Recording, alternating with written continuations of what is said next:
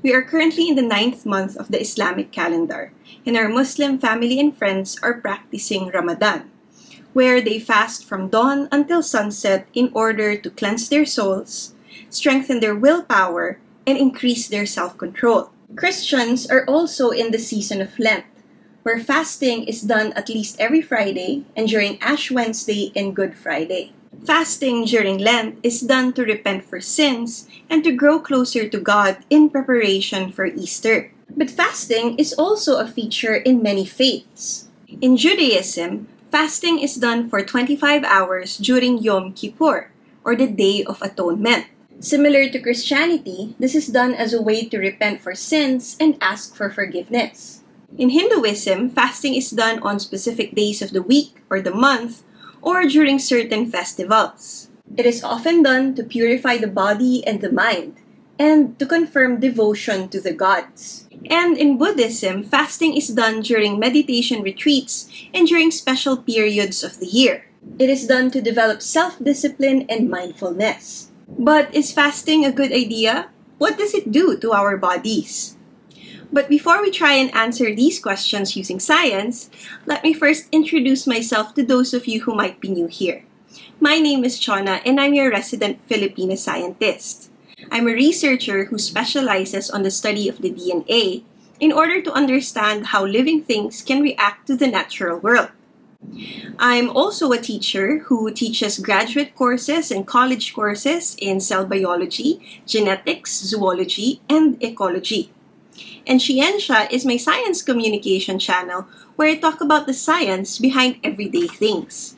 So, what happens to our bodies when we fast? When the human body undergoes fasting, it goes through certain changes in order to adapt to the lack of food intake. And here are some of them.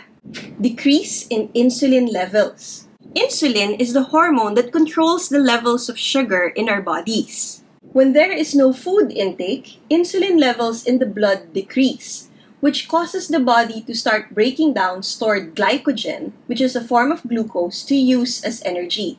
And this is related to the next change we may experience: increased fat burning. Once we run out of stored glycogen, our body now starts burning our fats.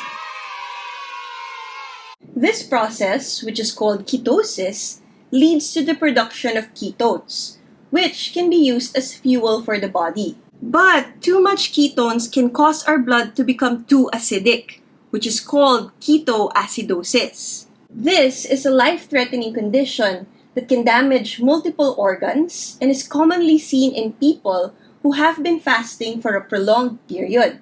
Having a lot of ketones in the body can also lead to a fruity or acetone-like smell from the breath, which is often called keto breath or bad breath. And there is some evidence to suggest that a high-protein, low-carbohydrate diet that leads to high levels of ketones in the blood may increase the risk of kidney stones or even kidney damage in some people. There's also changes in hormone levels.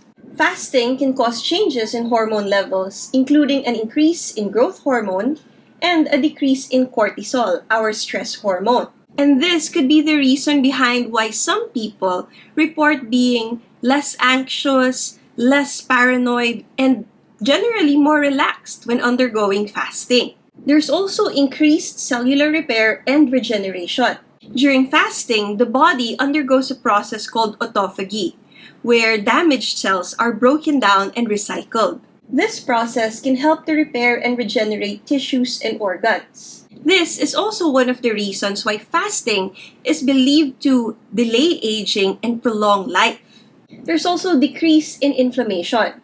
Fasting has also been shown to decrease inflammation in the body, which is related to many chronic diseases.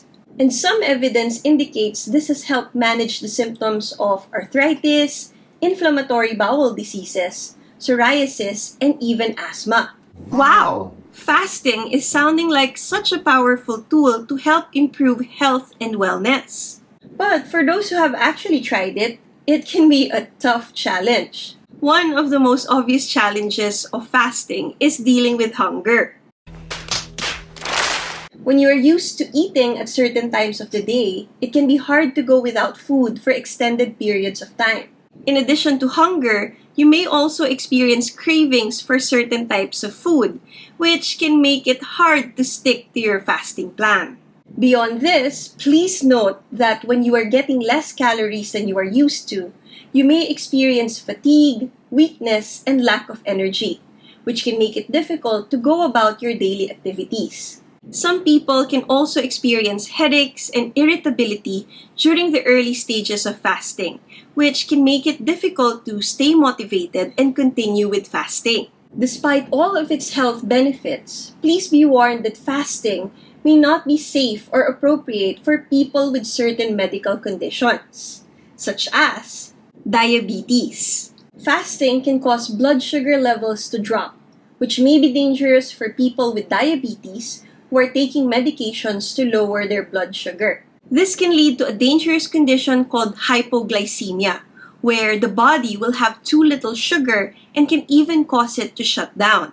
Fasting is also not advisable for people with eating disorders. Fasting can trigger or worsen eating disorders, such as anorexia or bulimia nervosa. People with a history of eating disorders should avoid fasting or do so only under the guidance of a healthcare provider. Fasting is also not advisable for people with adrenal insufficiency. People with adrenal insufficiency, which is a condition in which the adrenal glands do not produce enough hormones, may experience dangerous drops in blood sugar levels during fasting. Pregnant and breastfeeding women should also avoid fasting. Pregnant or breastfeeding women need adequate nutrition to support the health of themselves and their developing baby. Certain medications can also make fasting dangerous. Some medications, such as those for blood pressure or heart disease, may need to be taken with food, and fasting could interfere with their effectiveness. Some chronic illnesses can also make fasting not a good idea. People with chronic illnesses, such as heart disease or kidney disease, may need a consistent intake of nutrients and calories to manage their condition. Fasting could worsen their symptoms or interfere with their treatment. Overall, it is important to first talk with a healthcare provider before starting a fast, especially if you have a medical condition or if you take medications regularly. They can help you determine if fasting is safe and appropriate for you, and also provide guidance on how to do it in a way that supports your health and well-being. Once you have clearance from your doctors, here are some steps to start fasting in a healthy way. First, choose a type of fast. There are many different types of fasts, such as intermittent fasting, where you fast for only a couple of hours during the day, or long-term fasts, which can take as long as days or even weeks. Choose a type of fast that is appropriate for your goals and health status. Second, plan your meals. Before starting a fast, plan your meals to ensure that you are getting adequate nutrition during your eating periods. Choose nutrient-dense food that will meet your nutritional needs. Of course, stay hydrated. During a fast, it is important to stay hydrated by drinking a lot of water or other fluids. Avoid sugary drinks and caffeine, which can cause dehydration. Also, keep monitoring your symptoms. Pay attention to how you feel during the fast and stop if you experience any negative symptoms such as dizziness, weakness, or nausea. Remember to break your fast slowly. When you are ready to break your fast, do so slowly by gradually reintroducing food into your diet. This can help prevent digestive upset. And of course, stay flexible.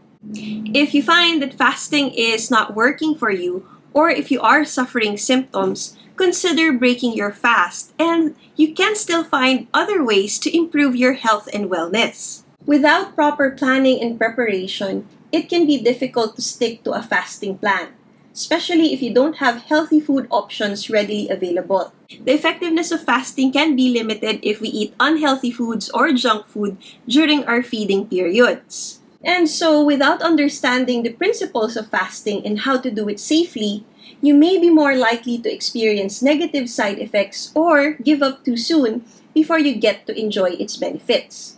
But what do you think? Are you considering doing fasting yourself? What other healthy habits can we incorporate in our lifestyles in order to improve our health and wellness, especially if food is life? Let us know your thoughts in the comments section below.